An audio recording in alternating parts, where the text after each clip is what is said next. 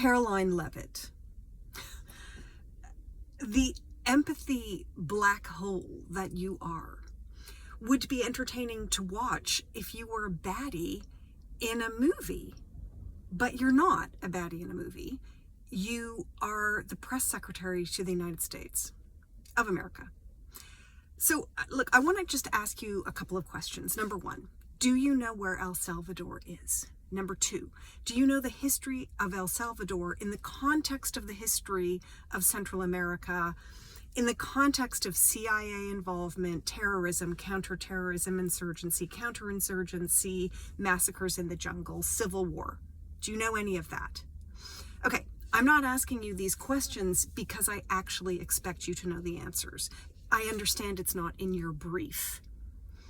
However, if you knew anything about the history of El Salvador, if you knew anything about the sadistic person who is currently the president, and if you saw the images of the Venezuelans being pulled off the plane in shackles, manacled, handcuffed, being forcibly shaved, all dressed in identical white clothes, and all sitting in rows so that you couldn't distinguish between them, they have been made identical. They have been dehumanized.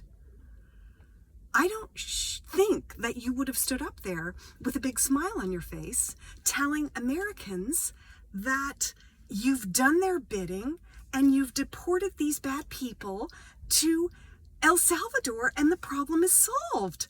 I don't think you would have done that with a big smile on your face. I'm not saying that these are good people. Indeed, some, part, most, many, all of them might be very bad people, but they're humans. And no matter what they've done, they deserve to be treated with humanity.